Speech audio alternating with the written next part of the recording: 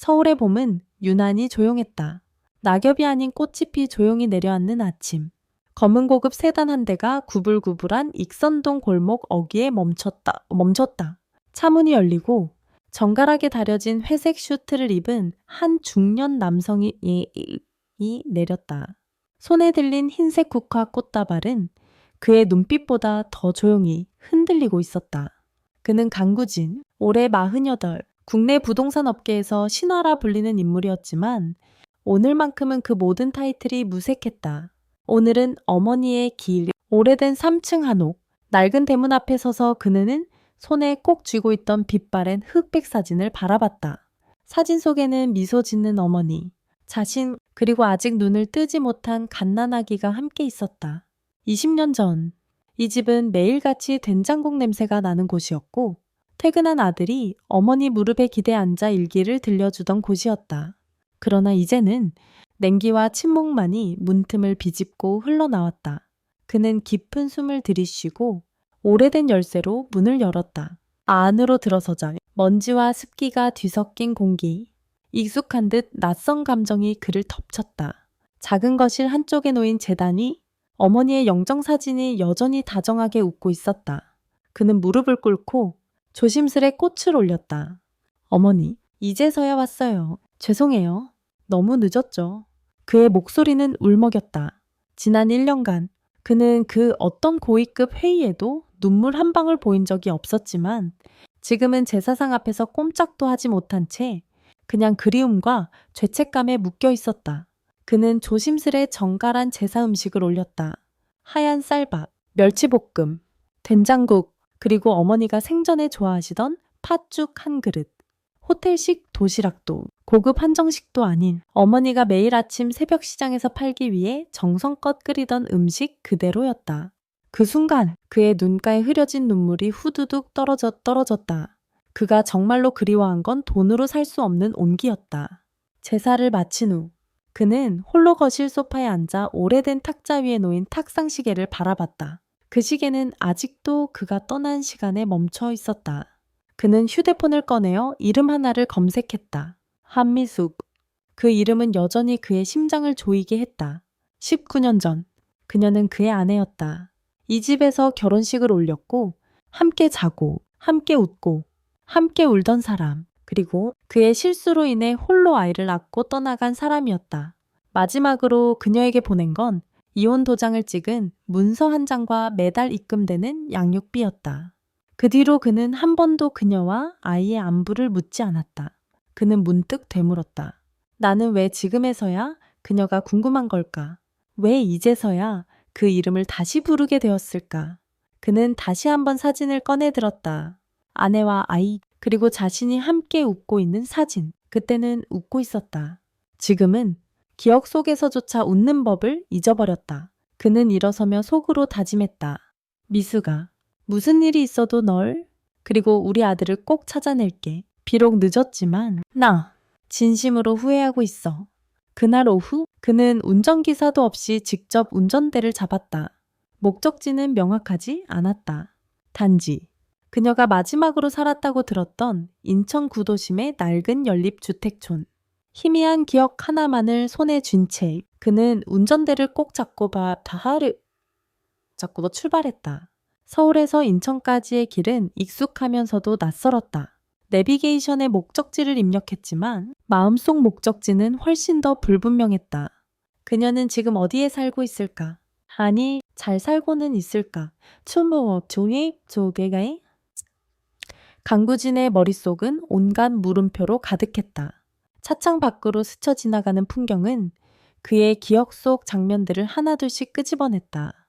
그의 뇌리에 가장 선명하게 남은 장면은 2006년 늦봄 첫 만남이었다. 회사의 중소협력업체 회식 자리. 어수선한 분위기 속 조용히 구석에서 음식을 나누던 한 여자가 있었다. 검은 머리를 단정히 묶은 채 밝게 웃으며 동료들의 잔을 채워주는 모습. 그녀가 바로 한미숙? 당시 28살의 회계팀 직원이었다. 직원이었더니 그녀는 화려하지 않았지만 따뜻했고 목소리에 힘은 없었지만 말에 무게가 있었다. 그날 밤 우진은 말없이 그녀가 놓고 간 텀블러를 들고 나왔고 몇 주 후 일부러 돌려주러 그 부서를 찾아갔다. 그건 어색한 핑계였지만 그것이 인연의 시작이었다. 그리고 불과 몇 개월 후 두 사람은 결혼식을 올렸다. 호화로운 호텔 웨딩은 아니었다. 우진의 어머니 강순정 여사가 직접 한복을 짓고 동네 작은 예식장에서 가까운 친척들만 모인 간소한 예식이었다. 하지만 그날 강순정 여사의 눈에는 눈물이 그렁그렁 맺혀 있었다. 내 아들이 좋은 사람을 만났구나. 그 말은 지금도 우진의 귓가를 맴돈다. 결혼 후 두 사람은 서울 동대문구 이문동의 작은 전셋집에서 신혼을 시작했다. 둘 다 대기업 직원은 아니었지만 매달 정직하게 월급을 받고 주말에는 시장에 가서 함께 장을 보고 저녁이면 손을 맞잡고 동네 산책도 하곤 했다. 그리고 이듬해 봄, 미숙은 임신 소식을 전했다. 우진은 눈물을 터뜨리며 미숙을 안았고 그날 밤 그는 작은 노트에 적었다. 내 아이가 생겼다. 그 어떤 성공보다 값진 기적. 그 무렵 우진은 부동산 투자를 조금씩 시작하고 있었다. 지인의 소개로 알게 된 재개발 지역, 건설사 지분 투자 등 그때까지만 해도 그는 미래를 준비하는 가장이라 믿고 있었다. 미숙은 처음엔 조심스럽게 말했다. 우진 씨, 아이가 태어나면 지출도 많아질 텐데 너무 무리하진 말아요. 하지만 그 말은 곧 우진의 자존심에 불을 붙였다. 당신은 몰라. 지금이 아니면 기회는 없어. 내가 조금만 더 성공하면 우리도 이문동 전셋집이 아니라 강남 아파트에서 살 수 있어. 그 말에 미숙은 아무 말 없이 고개를 숙였다. 그녀는 따지지 않았고 단지 작은 불안을 안고 잠자리에 들었다. 아이는 태어났다. 아들 강현서. 태어난 그날은 서울에 눈이 펑펑 내리던 2008년 1월의 아침이었다. 작고 따뜻한 손. 엄마 품에 안겨 젖을 빠는 그 모습에 우진은 또 눈물을 흘렸다. 그는 그날 아이에게 다짐했다. 현서야, 아빠가 너에게 세상에서 가장 좋은 걸 주겠다. 하지만 그는 가장 좋은 것을 무엇이라 착각했던 걸까? 그 시절 강구진은 점점 성공이라는 이름의 미로에 빠져들고 있었다. 부동산 투자로 어느 정도 수익을 보자. 그는 욕심을 키웠고 주변에서 부추기는 말에 더욱 과감해졌다. 그리고 그는 말없이 집을 담보로 대출을 받았다. 내가 성공만 하면 가족이 더 좋은 집에 살 수 있겠지. 그는 그 생각 하나로 도장을 찍었다. 미숙에게는 아무 말도 하지 않았다. 믿고 기다리라는 말 한마디조차 없었다. 한 달 뒤 은행 직원이 찾아왔다. 여기 집 담보대출 관련해 안내 드리러 왔습니다. 미숙은 갓난아이를 안고 현관 앞에 서서 망치로 맞은 듯 멍하니 서 있었다. 그날 밤 그녀는 잠든 현서를 가슴에 꼭 안은 채 조용히 울었다. 우진은 퇴근도 늦고 전화도 받지 않았다. 다음 날 아침 그녀는 그에게 물었다. 우진 씨, 이 집 담보로 맡긴 거예요. 우진은 고개를 피하며 말했다. 내가 알아서 해. 당신은 그냥 아이만 잘 키워. 그날 밤 미숙은 아무 말 없이 작은 가방 하나를 쌌다. 현서를 포대기에 싸고 안방에 쪽지 하나를 남겼다. 나는 당신을 원망하지 않아. 하지만 이제 이 집은 더 이상 우리가 함께 지낼 곳이 아니야. 현서를 위해 나는 떠날게. 그 아이에게 좋은 기억을 남겨주고 싶어서 시간은 속절없이 흘렀다. 그녀가 떠난 후 우진은 단 하루도 집에 발을 들이지 않았다. 처음엔 자존심 때문이었다. 다시 돌아올 거야. 며칠이면 괜찮아지겠지. 그러나 며칠은 몇 달이 되었고 몇 달은 몇 년이 되었다. 그동안 그는 일에 몰두했다. 자신을 믿고 투자한 사람들의 돈을 배로 불려줬고 서울 곳곳에 새 아파트를 세웠다. 언론은 그를 재개발의 황제라고 불렀고 강남권엔 그의 이름을 딴 오피스텔까지 들어섰다. 그러나 밤이 되면 그의 집은 언제나 너무 조용했다. 대리운전 기사도 가사 도우미도 비서도 있었지만 누구도 그에게 오늘 하루 어땠어요? 라고 묻는 사람은 없었다. 그는 매년 12월 25일마다 새 양복을 사고 크리스마스 트리를 꾸몄지만 그 앞에 앉아본 적은 없었다. 아이가 없었으니까.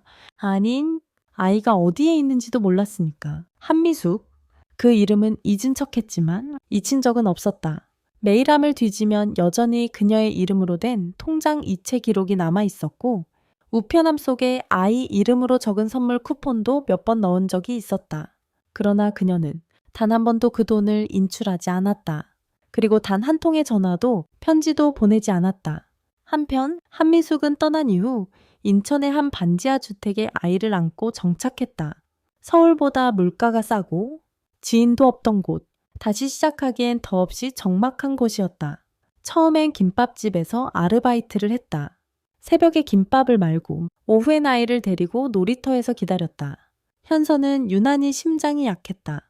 조금만 뛰어도 숨이 차고 밤마다 갑자기 열이 올랐다. 어느 날 길거리에서 아이가 쓰러졌다.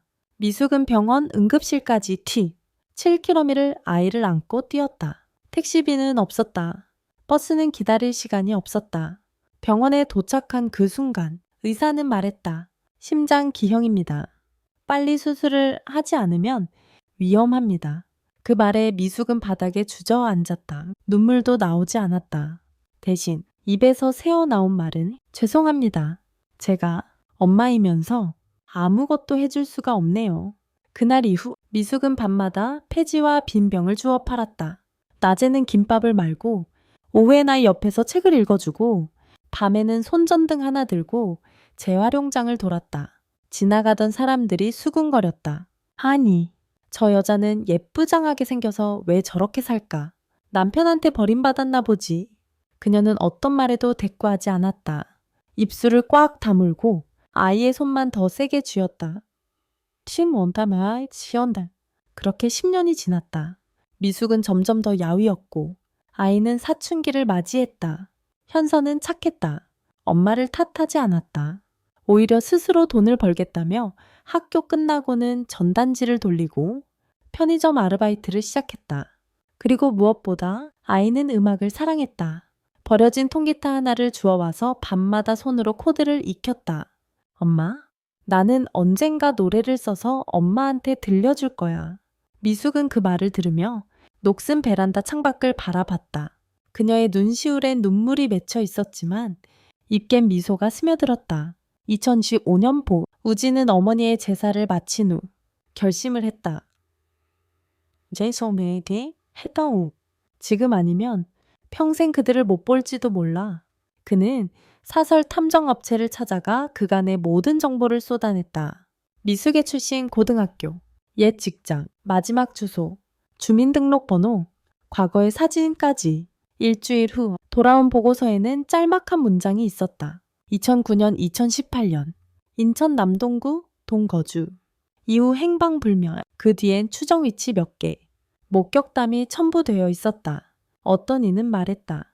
아, 그 여인요. 폐지 줍던 분. 한 6, 7년 전쯤 사라져서 왔어요. 아들이 병원에 자주 갔던 것 같아요. 우지는 그 문장을 읽고 숨이 멎을 것 같았다. 심장병. 내 아들이 심장병. 그는 곧장체에 올라탔다. 어디로 가야 할지 몰랐지만 이제는 가만히 있을 수 없었다. 그는 속으로 중얼거렸다. 미수가? 현서야. 제발 사람만 있어줘. 이른 아침, 아직 햇살도 들지 않은 시간. 우지는 서울 광장시장을 찾았다. 그곳은 어머니가 생전에 매일같이 팥죽을 팔던 곳이자 미숙과도 자주 오가던 추억이 담긴 장소였다. 좁은 골목길 사이로 김이 모락모락 피어오르는 만두가게, 시끌벅적한 반찬가게, 무심하게 손을 놀리는 야채 상인들 사이를 지나며 그는 하나하나 얼굴을 살폈다. 그렇게 한참을 걷던 중 그는 한 구석의 커다란 쓰레기 더미 옆 고개를 푹 숙이고 폐지를 분리하는 여성의 뒷모습을 발견했다.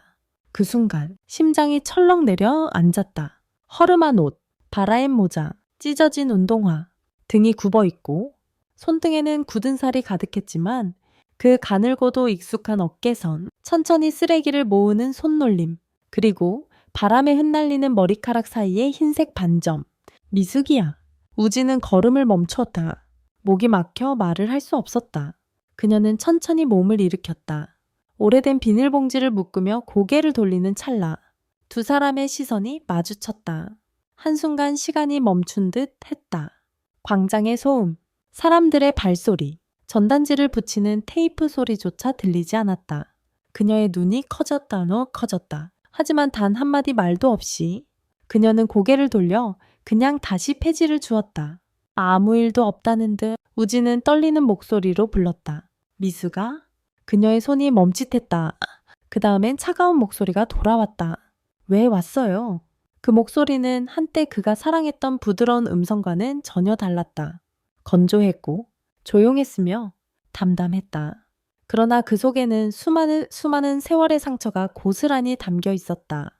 우진은 다가가고 싶었지만 발이 떨어지지 않았다. 미숙은 마치 지나가는 행인처럼 폐지 봉투를 둘러매고 다른 방향으로 걸어갔다. 우진은 따라 나섰다. 나 정말 미안해. 오랫동안 미숙아. 그때 한 소년이 달려왔다. 가느다란 몸, 땀으로 젖은 앞머리, 숨이 가쁜 듯한 모습. 엄마, 아직도 안 끝났어요. 나 기다리고 있었는데. 그 소년이 고개를 돌렸다. 그리고 그 순간 우진의 심장이 다시 한번 덜컥 내려앉았다. 소년의 눈, 그 깊고 조용한 눈동자는 거울처럼 우진 자신의 눈과 똑같았다. 미숙은 소년을 얼른 끌어안으며 말했다. 현서야, 집에 가자. 오늘은 날씨도 추우니까. 하지만 현서는 갑자기 눈치를 챘다. 곁에 서 있는 이 낯선 중년 남자의 시선이 너무도 간절하게 자신을 향하고 있다는 것을. 엄마, 이 아저씨는 누구야? 왜 이렇게 나를 봐? 미숙은 잠시 망설이다가 입술을 꾹 다물었다가 조용히 대답했다. 현서야? 이분이 내 아빠야? 순간 공기마저 얼어붙었다. 현서는 당황한 듯 우진을 쳐다봤다. 그러나 그의 표정은 놀라움도 감동도 아니었다. 그저 차가운 정적. 아빠. 소녀는 한 걸음 물러섰다. 지금 와서. 아바요. 우진은 뭔가 말하려 했지만 그때였다. 미숙이 갑자기 휘청거리며 무릎을 꿇듯 그 자리에 쓰러졌다. 미숙아, 엄마. 우진과 현서가 동시에 외쳐넣었다. 그녀의 입계는 피가 맺혔고 얼굴은 창백했다. 현서는 엄마를 끌어안으며 울먹였다. 엄마, 정신 차려. 엄마, 제발. 우진은 재빨리 휴대폰을 꺼내 119에 전화를 걸었다. 눈앞이 아득했다. 모든 게 무너지는 기분이었다. 그는 미숙의 손을 꼭 잡았다. 차가운 손끝에서 17년의 무게가 전해져 왔다. 서울대학교 병원 응급실, 하얀 형광등 아래 심전도 모니터의 일정한 삐소리만이 공간을 가르고 있었다. 한미숙은 중환자실로 옮겨졌다. 의사들은 분주했고 우진은 침묵 속에 서 있었다. 그의 손끝은 미세하게 떨리고 있었고 아들 현서는 그 옆에서 작게 숨을 내쉬며 의자에 주저앉아 있었다. 잠시 후 담당 의사가 나왔다. 표정은 무겁고 말투는 조심스러웠다. 위출혈입니다. 위암 말기 상태에서 지속된 무리한 노동과 영양 불균형으로 생긴 급성 쇼크였어요. 일단은 응급조치로 출혈을 막았지만 상황은 아주 위중합니다. 우진은 그대로 벽에 기대며 온몸에 힘이 빠져나가는 듯한 느낌을 받았다. 위암? 말기? 그는 머릿속에서 그 단어가 맴도는 걸 느끼며 고개를 푹 숙였다. 그녀가 이렇게까지 되었는데 자신은 도대체 뭘 하고 있었던가? 해외 계약, 건물 매입, 법인 이익, 세금 최적화. 그 모든 게 지금 눈앞에 누워있는 그 한 사람 앞에서는 아무 의미 없었다. 며칠 후 병실이 일반 병동으로 옮겨졌다. 황이 잘 되는 창가 쪽 침대, 조용한 분위기, 그리고 환자복을 입은 미숙은 마치 이 세상에 속해 있지 않은 사람처럼 보였다. 그녀는 아직 말수가 적었다. 수액이 연결된 팔은 말라 있었고 얼굴은 창백했지만 그 눈동자만큼은 또렷하게 우진과 현서를 바라보고 있었다. 우진은 조용히 미숙의 손을 잡았다. 손등에 뼈마디가 드러나 있었고 피부는 차가웠다. 왜 이제 와서 나타났어요? 미숙이 처음으로 입을 열었다. 작고 약한 목소리였지만 우진에게는 벼락처럼 들렸다. 내가 너무 늦게 왔지. 그래요. 너무 늦었어요. 근데 왜 왔어요? 죄책감 때문에. 불쌍해서. 내가 죽어간다는 걸 알고 나니까 그제서야 찾아온 거예요. 우진은 아무 말도 못했다. 그의 눈에는 눈물이 고였고 그는 고개를 숙였다. 아니야. 미숙아, 지금이라도 정말 미안해서 왔어. 아니, 미안해서가 아니라 너랑 현서를 사랑해서 돌아왔어. 늦었지만 진심이야. 그 말에 미숙은 한숨을 쉬며 고개를 돌렸다. 진심은 시간을 타지 않아요. 우진 씨, 진심은 기다리게 하지 않아요. 그때 옆에 있던 현서가 조용히 입을 열었다. 엄마는 한 번도 아빠를 욕한 적 없어요. 우진은 놀라 고개를 들었다. 현서는 여전히 무표정한 얼굴로 엄마의 손을 덮었다. 그저 매일매일 혼자 견뎠어요. 밥 대신 물 마시고 열나는 날도 폐지 주우러 가고 나 수술할 때도 엄마 혼자 병원 바닥에서 자면서 기도했어요. 그때 아빠는 어디 있었나요? 우진은 대답할 수 없었다. 말을 꺼내려 해도 입술이 떨려서 나오지 않았다. 나는 돈만 보내면 됐다고 생각했다. 현서는 고개를 저었다. 돈이 필요 없었다는 게 아니에요. 단 한 번이라도 전화해서 잘 지내? 라고 물어봤다면 엄마는 그렇게까지 혼자 무너지지 않았을 거예요. 그 말에 병실안은 한동안 정적에 잠겼다. 그날 밤 우진은 병실 옆에 놓인 의자에서 하얗게 밤을 새웠다. 그는 깨끗한 수건으로 미숙의 땀을 닦아주고 새벽엔 따뜻한 죽을 끓여왔다. 현서는 처음엔 말없이 그를 지켜보다가 문득 물었다. 정말 후회하세요? 우진은 고개를 끄덕였다. 정말 많이? 매일 밤 후회했어. 그날 내 엄마가 떠나고 나서도 난 바보처럼 일만 했어. 근데 아무리 성공해도 집에 돌아오면 항상 혼자였어. 너희가 없는 집은 그냥 건물일 뿐이더라. 현서는 조용히 입을 다물었다. 잠시 후 그는 조용히 말했다. 엄마를 꼭 살려주세요. 그게 아빠가 진심이라는 증거예요. 우진은 가슴이 벅차오르며 아이의 말에 무겁게 고개를 끄덕였다. 그래, 아빠가 다 책임질게. 이제부터라도 절대로 도망치지 않을게. 며칠 후 담당 의사가 병실을 다시 찾았다. 표정은 여전히 조심스러웠지만 목소리는 단호했다.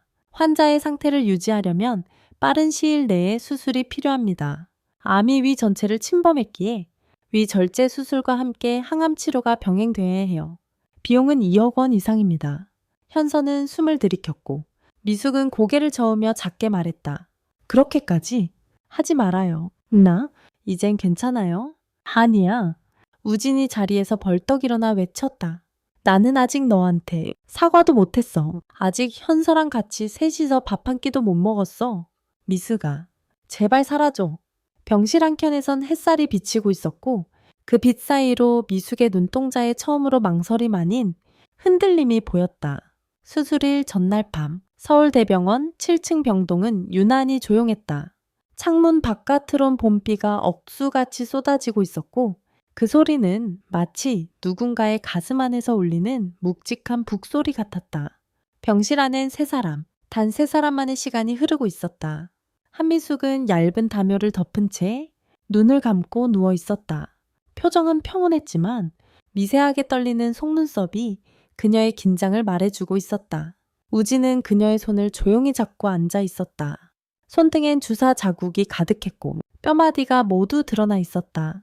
그의 손이 덮이는 순간 미숙이 조용히 눈을 떴다. 아직도 있었네요. 목소리는 약했지만 담담했다.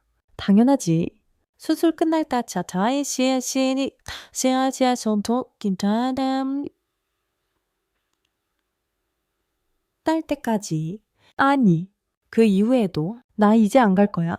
미숙은 고개를 돌려 창밖을 바라보았다. 창에 부딪히는 빗방울이 그녀의 얼굴에 스쳐간 기억처럼 흩어졌다. 우진 씨, 나 있죠? 이제 삶이 무섭지 않아요? 죽음이 무섭지도 않고요. 근데 하나만 무서워요. 뭔데? 내가 없는 세상에서 현서가 혼자일까봐. 그게 제일 무서워요. 우진은 목이 메어 아무 말도 할 수 없었다. 그 옆에서 조용히 앉아있던 현서가 갑자기 자리에서 일어나더니 기타를 꺼냈다. 그리고 병실 한 구석에 앉아 엄마를 향해 말했다. 엄마, 이 노래 원래는 엄마가 아프지 않을 때 들려드리려고 했는데 이제 그냥 들려줄게요. 제목은 늦게 온 사람, 아바 이야기예요. 그리고 내 이야기이기도 해요. 그는 첫 코드를 잡았고 노래는 조용히 그러나 명확하게 병실을 채워갔다. 비 오는 날 우산 없이 걷던 뒷모습. 멀리서 본 줄도 모르고 돌아섰죠. 말도 못 꺼낸 채 시간은 가고 남은 건 늦게 온 마음 한 조각. 미숙은 눈을 감은 채 들었다. 그리고 눈가에 눈물이 흘렀다. 우진은 그 노래를 들으며 자신이 만든 공백을 하나씩 채우는 듯한 기분에 사로잡혔다. 노래가 끝난 뒤 현서는 기타를 내려놓고 말했다. 엄마, 수술해요. 내가 아직 무대에 선 모습 보여드리지도 못했잖아요. 그 말에 미숙은 오래도록 조용했다. 침묵은 오히려 대답보다 무거웠다. 그러다 그녀는 작게, 정말 작게 고개를 끄덕였다. 그래? 해보자. 살아보자. 우리. 수술 당일 아침, 해는 떠올랐지만 하늘은 여전히 흐렸다. 응급수술실 앞에서 우진과 현서는 수술복을 입은 미숙을 배웅했다. 간호사가 들것을 밀어 병실을 나가려는 순간 현서는 달려가 엄마의 손을 꼭 잡았다. 엄마, 무서워하지 말아요. 내가 여기 있을게요. 아빠도 옆에 있어요. 이번엔 우리 셋 다 함께해요. 미숙은 마스크를 쓴 채로도 눈으로 웃었다. 우진은 그녀의 이마에 조용히 입을 맞췄다. 그 입맞춤은 화려하지 않았지만 17년간의 무심함을 뒤늦게 감싸는 진심이었다. 수술실 문이 닫히는 순간 두 사람은 서로를 바라봤다. 현서야, 네. 이제 아빠라 불러도 될까? 현서는 잠시 망설이다가 고개를 끄덕였다. 수술 끝나면요. 그땐 불러볼게요. 우진은 조용히 그러나 확실히 미소 지었다. 그에게 그것은 두 번째 생일 같은 순간이었다. 수술은 무려 8시간 넘게 이어졌다. 병원 로비는 비가 그친 뒤에 정적만큼이나 조용했다. 우진과 현서는 의자에 나란히 앉아 있었고 가끔은 서로를 바라보다 말없이 고개를 끄덕였다. 이제는 말보다 함께 있다는 사실이 가장 큰 언어였다. 오후 5시 23분 수술실 문이 열리고 수술복을 입은 담당 의사가 나왔다. 우진과 현서가 동시에 일어났다. 수술은 성공적이었습니다. 암세포 대부분 제거해냈고 위절제도 잘 마쳤어요. 이제부터는 회복과 항암 치료가 관건입니다. 무엇보다 환자의 마음이 중요합니다. 현서는 울음을 참지 못하고 우진의 옆에서 고개를 숙였다. 우진은 아들을 꼭 껴안으며 속삭였다. 엄마, 이겨낼 거야. 우리가 같이 있으니까. 수술은 끝났고 밤은 깊어졌지만 병실 안엔 새로운 숨결이 감돌았다. 한미숙은 마취에서 완전히 깨어나지는 않았지만 안정된 호흡과 옅은 표정의 변화가 분명 살아있다는 증거였다. 우진은 간병용 침대에 걸터앉아 그녀의 손을 잡고 있었다. 그의 손엔 며칠째 붓기와 상처 자국이 남아있었고 현서는 한쪽 의자에 등을 기대고 조용히 기타 줄을 튕기고 있었다. 이 소리, 엄마 들릴까? 현서는 기타를 만지작거리며 혼잣말하듯 말했다. 우진은 고개를 끄덕였다. 들릴 거야. 엄마는 너 목소리 들을 때마다 눈썹이 움직여서 그건 듣고 있다는 거지? 현서는 아무 말 없이 기타를 내려놓고 일어났다. 그리고 천천히 엄마의 귀에 대고 말했다. 엄마, 수술 잘 끝났어요. 이제부터는 내가 더 자주 웃게 해드릴게요. 그러니까 빨리 일어나서 나한테 잔소리 좀 해요. 그로부터 며칠이 지났다. 미숙은 회복병동으로 옮겨졌고 조금씩 말도 하기 시작했다. 입맛은 없었지만 죽을 한 숟갈 떠넣으면 천천히 넘기는 모습에 모두가 안도의 한숨을 내쉬었다. 우진은 병실을 집처럼 가꾸기 시작했다. 창겐 조그만 화분을 두고 탁젠 가족 사진 한 장을 놓았다. 사진은 미숙과 현서, 그리고 자신이 병원에서 함께 웃고 있는 모습이었다. 사진 속의 우진은 조금 피곤해 보였지만 표정만큼은 진심이었다.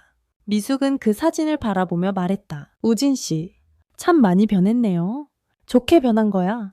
아니면 더 늙었다는 거야? 그의 농담에 미숙은 아주 옅게, 아주 작게 웃었다. 그 웃음은 옛날, 결혼 초기에 보이던 미숙의 미소와 똑같았다. 우진은 그 미소 하나로 하루치 피로가 씻겨 내려가는 느낌이었다. 현서는 점점 더 병실에 오래 머물기 시작했다. 수업이 끝나면 곧장 병원으로 달려왔고 숙제도 그곳에서 했다. 기타를 치며 엄마에게 짧은 노래도 들려주고 간호사에게 농담도 걸었다. 우진은 그런 아들을 보며 속으로 대뇌었다. 이 아이는 나 없이도 이렇게 잘 자랐구나. 그리고 다시 생각했다. 그러니 앞으로는 나와 함께 더 행복하게 자랄 수 있게 해야 한다. 어느 날 저녁, 미숙은 조용히 말했다. 우진 씨, 나 사실 병원비 걱정됐어요. 내가 없는 동안 회사에 손해라도 나면 어쩌나 하고. 우진은 고개를 저으며 손을 꼭 잡았다. 회사는 괜찮아. 그리고 이제부터는 회사보다 더 중요한 일이 있어. 그게 나에겐 너고. 현서야. 그 말에 미숙은 조금 놀란 듯 그를 바라봤다. 정말 그렇게 생각해요. 전에 일만 보였잖아요. 그땐 바보였지. 돈이면 다 되는 줄 알았거든. 근데 지금은 알아. 돈은 약속을 대신할 수 없고 마음을 대신할 수는 더더욱 없다는 걸. 미숙은 조용히 눈을 감았다. 눈가에 맺힌 작은 물방울이 흘러내렸지만 이번엔 슬픔이 아니었다. 그건 오래된 얼음이 녹아내릴 때 흘리는 물방울 같은 것이었다. 회복이 조금씩 속도를 내자 우지는 미숙과 현서를 위해 작은 계획을 세웠다. 우리 다시 같이 살면 어때? 미숙은 한참을 조용히 있다가 말했다. 그건 회복되고 나서 천천히 생각해요. 지금은 그저 이렇게 셋이서 같이 있는 것만으로도 충분해요. 우지는 그 대답에 웃으며 고개를 끄덕였다. 그는 조급하지 않았다. 시간이 걸려도 좋았다. 단지 이번엔 끝까지 옆에 있을 준비가 되어 있었기 때문이었다. 봄의 끝자락, 병원복도 창문 너머로 초록잎이 점점 짙어지고 있었다. 병실 안, 한미숙은 비로소 스스로 앉을 수 있을 만큼 회복되었다나. 조심스레 수저를 들어 팥죽을 한 입 떠넣는 그녀의 손길은 아직도 느렸지만 그 속엔 이전엔 없던 힘이 담겨 있었다. 맛이 어때? 우진이 조심스레 물었다. 미숙은 조용히 웃으며 말했다. 엄마가 해주시던 그 맛하고는 다르지만 그래도 이젠 익숙해져 가네요. 그 말에 우진은 안도의 미소를 지었다. 그는 요즘 죽을 직접 끓이고 계란찜을 배우고 김치국을 끓이는 법까지 익히는 중이었다. 그의 손엔 연신 칼질로 생긴 상처가 늘었지만 그는 그 흔적들을 자랑스러워했다. 하루는 현서가 학교 수업을 마치고 병실로 들어왔다. 가방에 낙보와 작은 상자가 들어있었다. 엄마, 아빠, 오늘 선생님이 이런 거 하나 하라고 하셨어요. 내가 사랑하는 두 사람에게 편지 쓰기 과제였어요. 미숙과 우지는 동시에 아들을 바라봤다. 현서는 작은 상자 안에서 두 장의 편지를 꺼냈다. 한 장은 하늘색 봉투, 다른 하나는 회색 봉투도 써있네라나의 회색 봉투. 이건 엄마 거고 이건 아빠 거예요. 우지는 얼떨떨한 듯 편지를 받아들었다. 손끝이 약간 떨렸다. 현서는 창가로 걸어가 기타를 꺼내며 말했다. 둘이 읽고 있어요. 난 방해하지 않을게요. 두 사람은 편지를 동시에 펼쳤다. 미숙의 편지엔 이렇게 적혀 있었다. 엄마, 나는 엄마처럼 강한 사람을 본 적이 없어요. 매일 힘들어도 나한테는 한 번도 티 안 냈죠. 근데 나는 다 알고 있었어요. 엄마의 눈 밑 그늘, 굳은 살 많은 손, 그리고 밤마다 나 몰래 울던 소리도요. 엄마, 고마워요. 나 이제 다 컸어요. 앞으로는 내가 지켜줄게요. 미숙은 편지를 읽다. 손으로 입을 가렸다. 눈물이 뺨을 타고 천천히 흘렀지만 이번엔 참지 않았다. 그건 아들에게 받은 생일 케이크 같은 순간이었다. 우진의 편지에는 이렇게 적혀 있었다. 아빠, 솔직히 처음엔 미웠어요. 엄마가 그렇게 힘들 때 아빠는 없었으니까요. 근데 요즘 아빠 보면서 생각했어요. 사람은 변할 수 있구나. 누군가를 정말 소중히 여긴다면 그건 말이 아니라 행동이라는 걸 알게 됐어요. 아빠, 이제부터는 아빠라고 부를게요. 그러니까 다시는 사라지지 마요. 우지는 입술을 깨물었다. 손에 든 종이를 꼭 쥐고 눈을 감았다. 한동안 아무 말도 하지 못했다. 그저 고개를 끄덕이고 다시 한번 종이를 읽었다. 한 글자, 한 줄, 한 문단씩 마음에 새기듯이 그날 밤 세 사람은 병실에서 처음으로 함께 밥을 먹었다. 테이블은 작았고 음식은 간단했지만 그 자리에 흐르는 공기는 따뜻하고도 깊었다. 현서는 김을 밥에 올려 미숙에게 건네며 말했다. 엄마는 김 좋아하잖아요. 어릴 땐 엄마가 나한테 맨날 반 잘라서 주셨는데 이제 내가 엄마한테 줄 차례예요. 미숙은 고개를 끄덕이며 받아들었다. 우지는 조심스레 국을 퍼서 현서 그릇에 담아주었다. 뜨거우니까 조심해. 그 한마디가 어쩌면 18년간 하지 못한 첫 아버지의 말이었다. 며칠 뒤 담당 의사가 조심스레 퇴원을 권했다. 집에서 회복을 이어가는 게 훨씬 좋을 수 있습니다. 다만 위생과 스트레스 관리가 중요하니 보호자분들께서 잘 도와주셔야 합니다. 우지는 바로 고개를 끄덕였다. 그럼요. 집도 미리 정리해놨고 공기청정기도 새로 들였고 화장실에 미끄럼 방지 매트도 깔아놨습니다. 의사는 살짝 웃으며 말했다. 보호자분이 아주 철저하시네요. 미숙은 그 모습을 멀찍이 지켜보다가 말했다. 그럼 한번 집에 가볼까요? 그날 오후 병원 퇴원 수속을 마친 뒤 세 사람은 택시가 아닌 우진이 운전하는 차를 타고 집으로 향했다. 처음엔 다소 어색했지만 라디오에서 현서가 좋아하는 가수의 노래가 나오자 자연스럽게 분위기가 풀렸다. 이 노래 엄마가 옛날에 자주 흥얼거리던 거다. 정말 난 기억이 안 나네. 그때는 엄청 피곤해 하면서도 나 재우고 나서 조용히 부르곤 했어. 미숙은 옅은 미소로 현서를 바라보았다. 그래도 기억해줘서 속 고마워. 집 앞에 도착하자 우진이 조용히 말했다. 뭐 잠깐만 눈 감아봐요. 미숙이 고개를 갸웃하자 우진은 손으로 그녀의 눈을 부드럽게 가렸다. 현서는 그 옆에서 살짝 웃고 있었다. 됐어. 이제 열어봐요. 미숙이 눈을 뜬 순간 그녀의 앞엔 새로 단장된 작은 정원이 있었다. 화분마다 작은 수국, 장미가 심어져 있었고 가장자리에 작은 팥죽 간판 하나가 세워져 있었다. 팥의 온도는 마음의 온도. 엄마가 가장 따뜻했던 시간. 미숙은 그 자리에 얼어붙은 듯 섰다가 조용히 두 손으로 입을 막았다. 이건 엄마가 어릴 때 말했잖아요. 언젠가 조용한 데서 팥죽 가게 하나 하고 싶다고. 그래서 만든 거예요. 이건 엄마 거예요. 이른 아침 창밖으로 햇살이 살며시 비쳐들었다. 새로 단장된 작은 정원에선 작약이 조금씩 피어오르고 있었고 집 안엔 조용한 숨결이 퍼져져 있었다. 우진은 주방에서 아침을 준비하고 있었다. 계란찜을 중탕으로 익히고 밥솥에서 밥 냄새가 퍼지자 그는 무심코 조용히 웃었다. 그 순간 뒤에서 미숙의 목소리가 들려왔다. 요즘 요리 잘하네요. 우진은 돌아보며 멋쩍게 웃었다.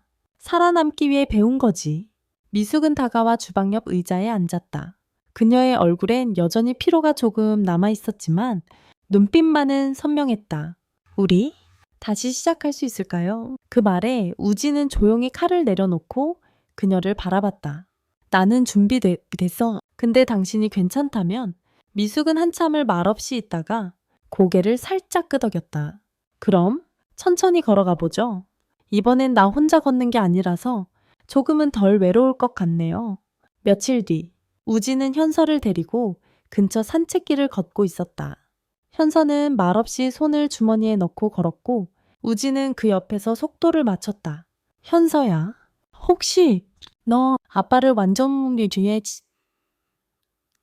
완전히 용서한 건 아니지?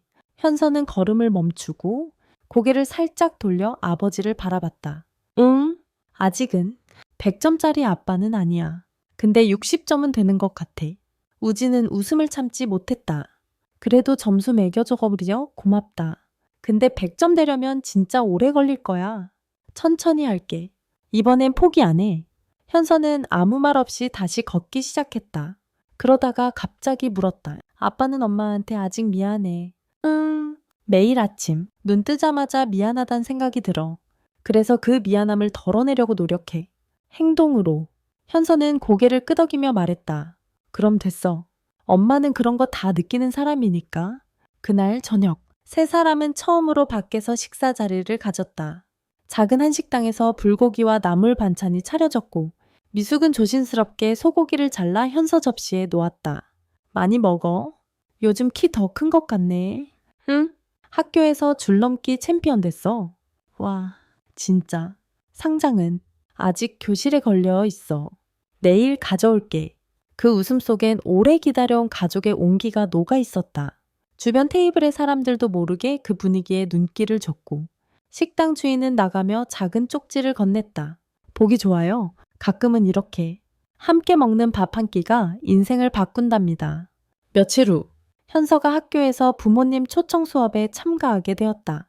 아빠, 엄마 둘 다 와줄 수 있어. 우진과 미숙은 동시에 고개를 끄덕였다. 당연하지.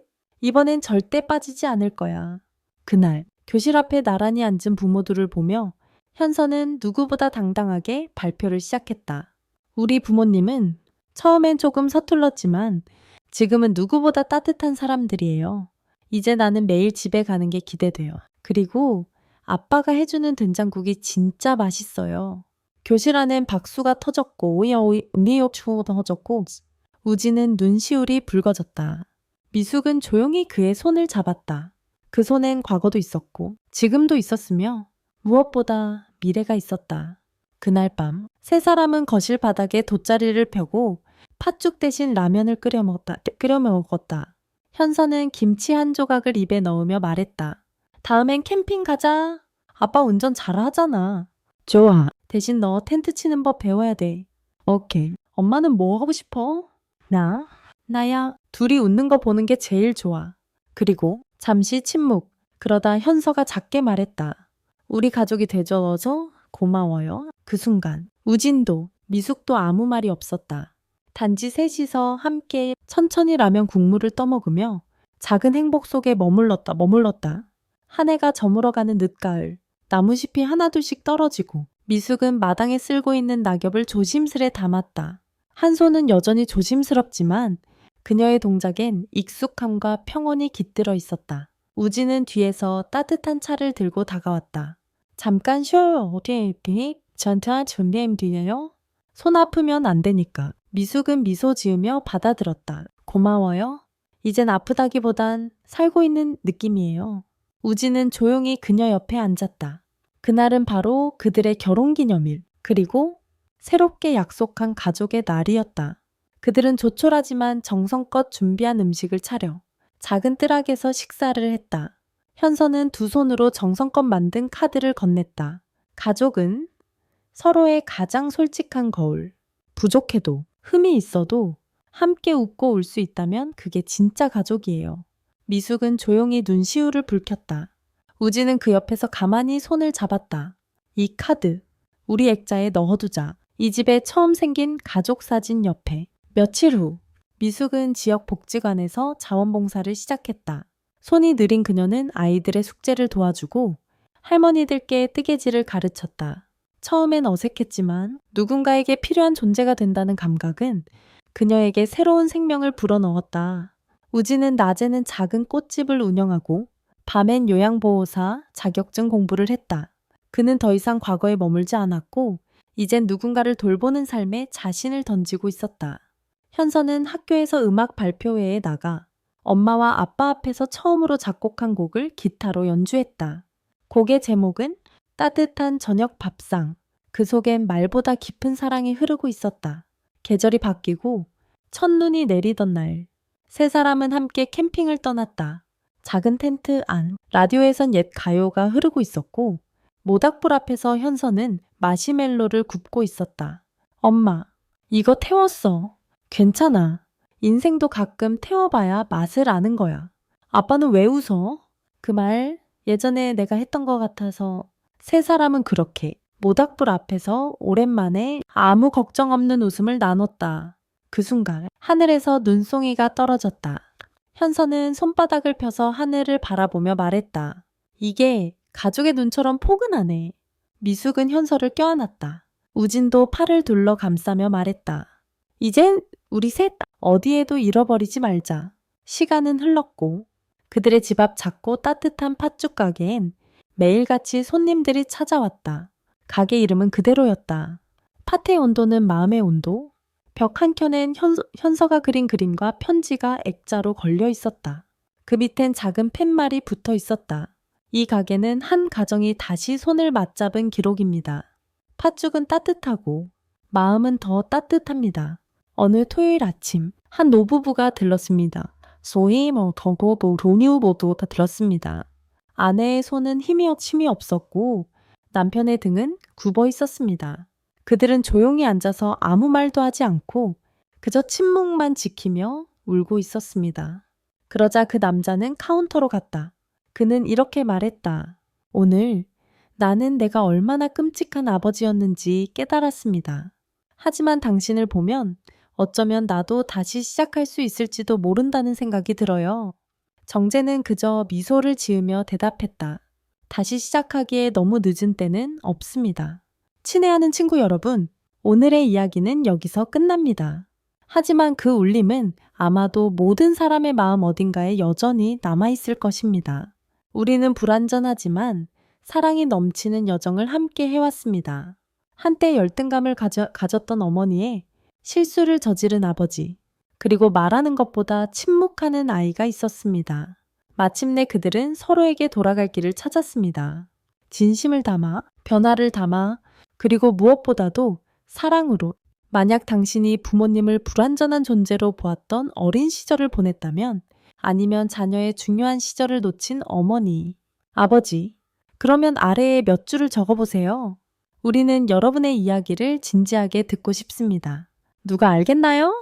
오늘은 진짜 이야기. 어딘가 잃어버린 마음을 어루만질 것입니다. 가족으로 인한 트라우마를 경험한 적이 있나요? 당신은 용서한 적이 있나요? 아니면 용서받고 싶었나요? 아니면 오랫동안 감사 인사를 전하지 못했던 누군가에게 감사를 전하고 싶으신가요? 아래에 댓글을 남겨주세요.